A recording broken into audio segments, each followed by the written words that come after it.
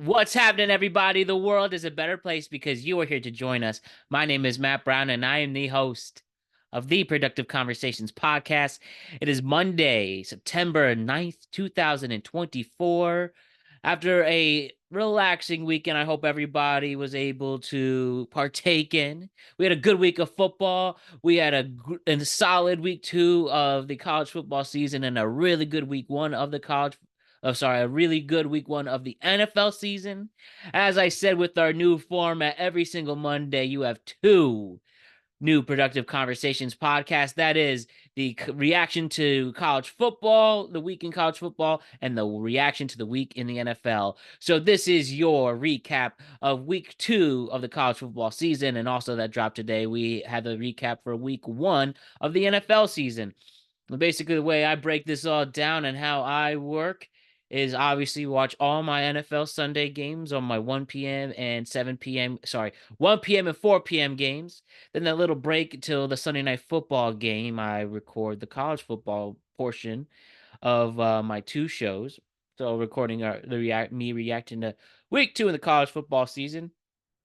And then after the final whistle blows for the Sunday night football game, I record my reaction to the week in the NFL, and then usually we will do the next during my weekly pick segment.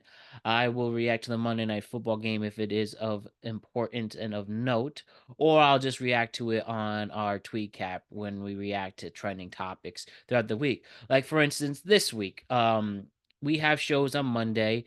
Our tweet cap is not going to be released on Tuesday this week, so it'll be released on Wednesday. That's because I actually want to focus on the Monday Night Football game with the Jets and 49ers. So we will focus on that. And yeah, that's how this week will go. Our reaction will be for college football and the NFL is Monday. We have a tweet cap Wednesday this special week.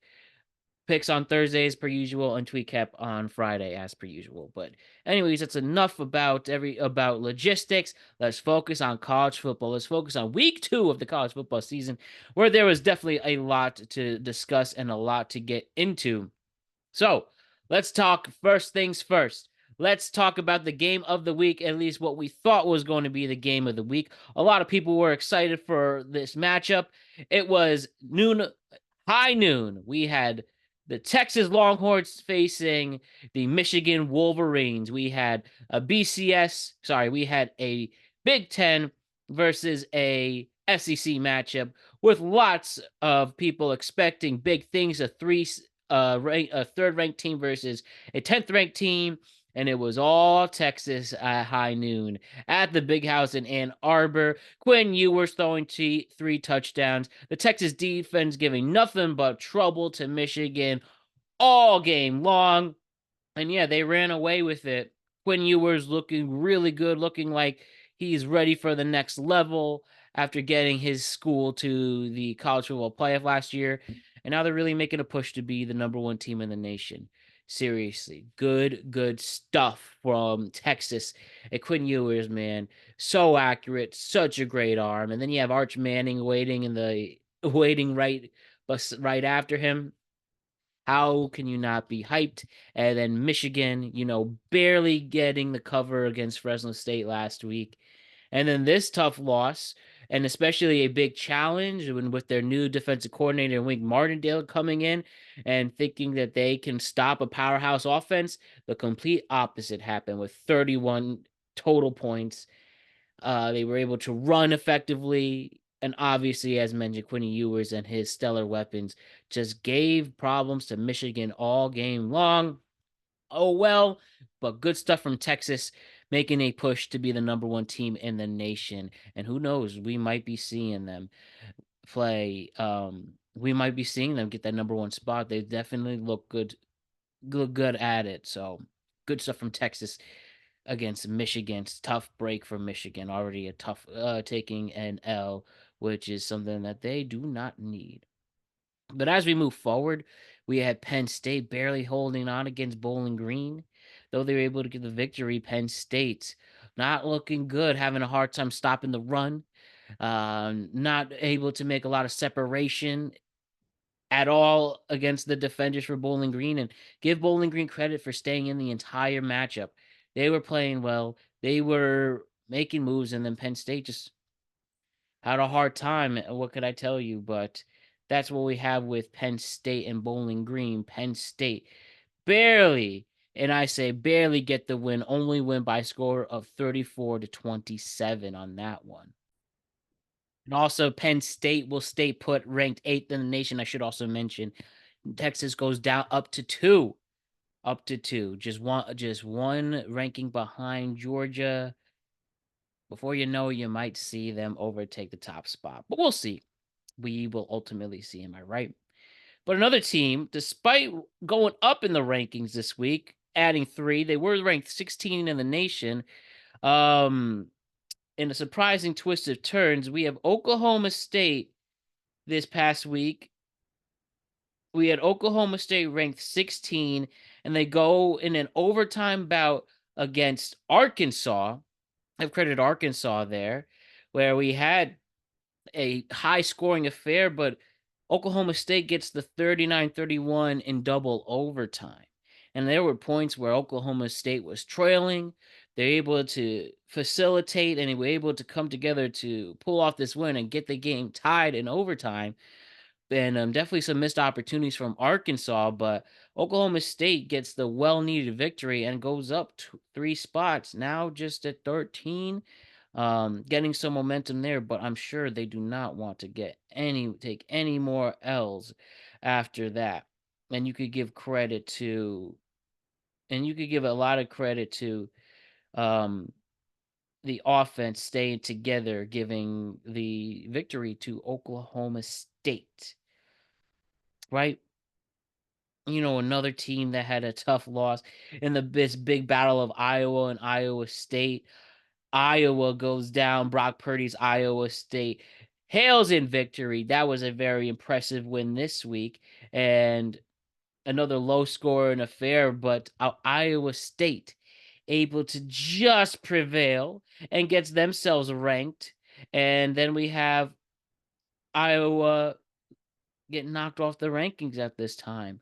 Iowa State now ranked 21. They went 8 spots in total. So give credit to Iowa State for pulling this one off. Though low in the rankings, also a school that was able to get in the rankings. They go up by 2. We have Boston College, led by Bill O'Brien, able to get them in the ranking system.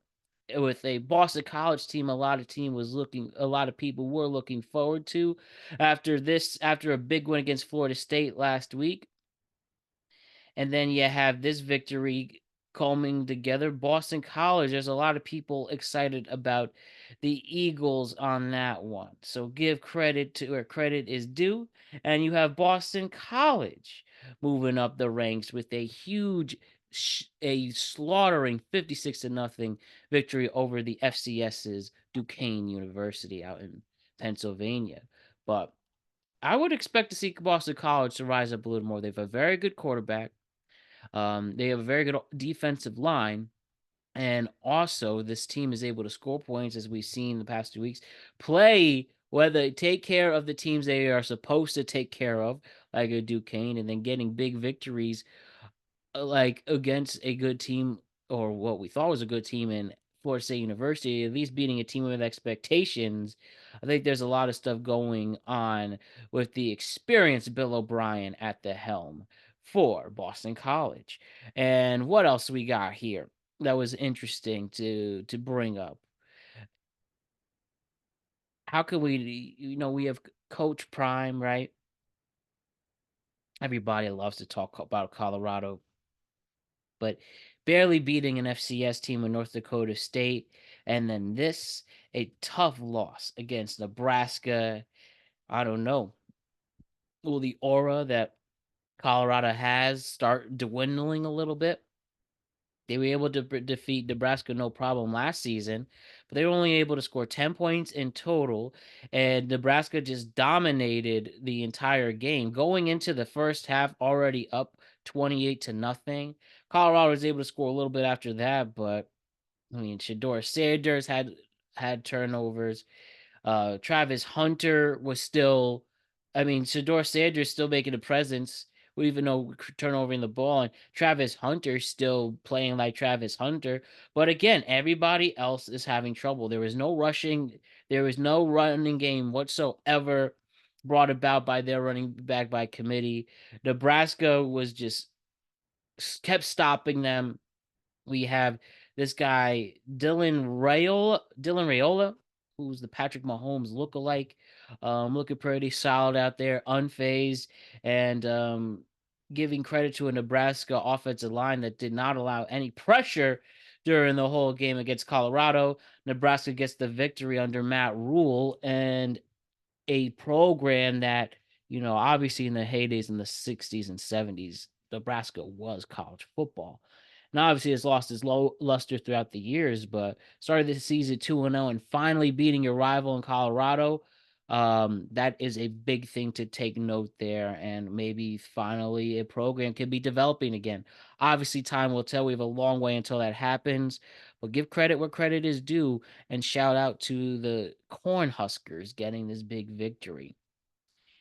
And another and then Colorado. Hearts pounding for them and Coach Prime. So for the second year in a row, right? University of South Florida. They once again give problems to Alabama. And though the game was close in the beginning, you got to give credit to South, and Alabama was able to run away with it and win by 20 ultimately.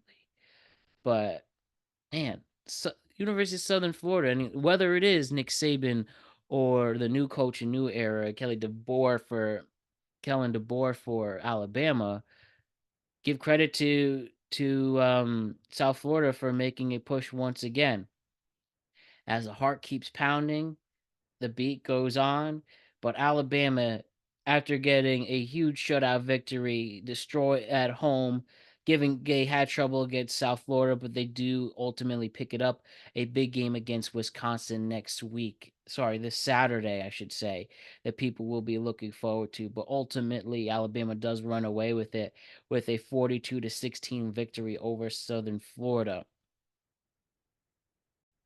And coming into the game, set ranked seventh in the nation, going up against a respected Boise State team. Boise State went to Oregon and did not slow down whatsoever.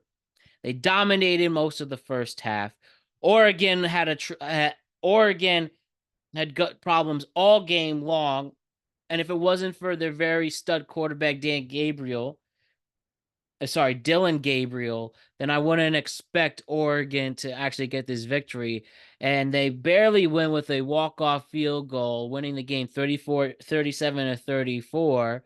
But yeah, for a team that was looking very good and definitely a college football favorite going into the season, including a national championship pick from me, they didn't look good.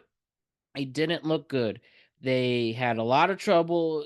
They had a lot of trouble with stopping the run for Boise State.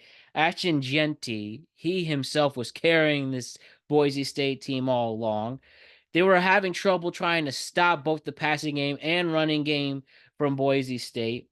And then on offense, though they were able to score, they did have some bad drops. They had some questionable coaching decisions. But Dan Lanning himself, the head coach of Colorado, said, "We have a lot to learn from this game." But again, you can give a lot of credit. Boise State's a very good program and have been for a long time, and they were able to make this game a competitive one. But Oregon has to look better, especially defensively, most of all. And you got to stop the run with some stellar running backs, especially in their conference in the Big Ten, and they're in the new Big Ten that they're in. Um, you just gotta hang on. You just have to hang on, and you gotta stop points when it is time to. So give credit where credit's due to Boise State, but Oregon barely slips in, and they cost them 2 spots in the rankings. And then the big one to talk about, probably the most prevalent thing to talk about with college football is Notre Dame, right? What happened with Notre Dame? You all tell me what happened with Notre Dame. They were 30-point favorites going into Saturday night against Northern Illinois of all schools, and Northern Illinois defeats them. And they defeat them pretty mightily. Let's see. Let me break this down really quick. All right. And by the way, this victory not only continues their undefeated season, but for Notre Dame, but they get themselves in the rankings. They're now ranked 25th in the nation. So here we go. Again, 30-point favorites at home, and they lose the game 16-14. Whether it's the Frank Fleming curse or whether it's just a terrible game from Riley Leonard, the quarterback for Notre Dame, despite seems to be well-mannered, man of God and all of that, but man, 2 interceptions, only 163 yards in the field, and just missing targets. You had Notre Dame players dropping the ball, and then you had Northern Illinois, who was able to run all over Notre Dame's defense, both on in the air and on the ground. And yeah, it was pretty ugly, pretty embarrassing. And everyone talked about how Notre Dame had a very easy schedule, yet already 2 weeks and they're on thin ice trying to secure a spot. And it's not like they can coast off and win a conference. They're independent in football, obviously, but this could be a really bad one to remember. Definitely went out like you're supposed to, and then what? You have one more big match. Let me get this schedule really quick.